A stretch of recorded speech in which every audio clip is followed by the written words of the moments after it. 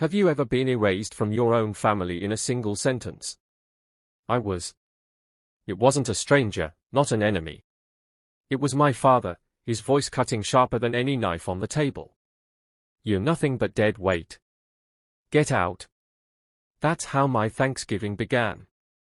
One moment, I was surrounded by food I had cooked with my own hands. The next, I was no longer a daughter, just an unwelcome guest. My name is Elena. I'm 27. For 3 months, I've been the one keeping the lights on in that house, my paycheck covering the groceries, the insurance, even the medication my mother claimed she desperately needed. And still, that night, when I looked around for someone, anyone, to defend me, all I saw was silence.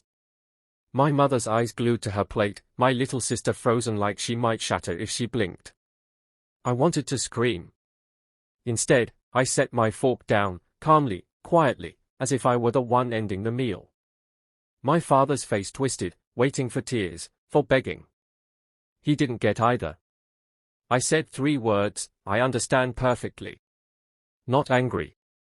Not broken. Just, resolved. And that unsettled him more than any outburst ever could. That night, I began to pack. Every sweater folded like an act of survival. Every bill, every receipt, shoved into my bag as proof that I wasn't crazy. That's when I found them, bank statements. Not mine. My father's.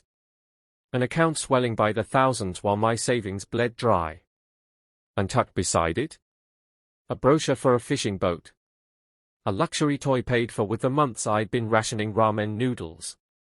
It wasn't just selfishness. It was a plan. Notes in his handwriting, after bills paid. Kick her out. They had been waiting. Waiting until I covered November's expenses before cutting me loose. My hands shook as I stared at the paper. It wasn't betrayal, it was theft, dressed as family loyalty. My sister slipped into my room that night. She whispered what I already suspected, they'd been plotting this for weeks.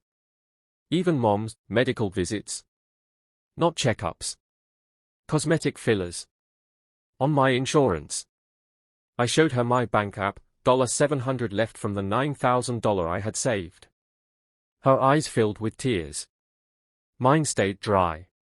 Sometimes, when the well runs empty, there are no tears left.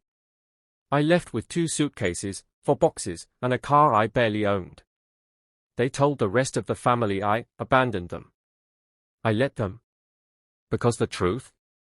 I wasn't abandoning, I was escaping. But freedom isn't free. My phone lit up for days with accusations, guilt-soaked voicemails, and cousins parroting my father's story. Every notification was another nail in the coffin of the family I thought I had. Then came the pounding. My father at my friend's apartment door, fists slamming so hard the frame shook. His voice booming, "You think you can just walk away from us?" Neighbors peeked out. My friend called security. And me?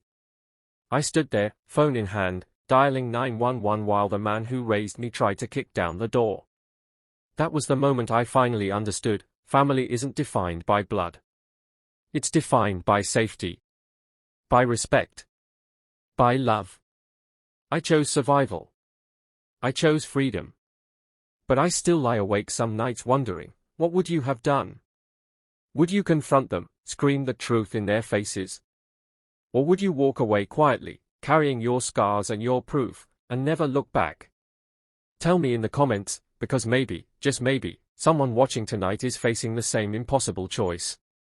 And your answer might give them the courage to finally escape.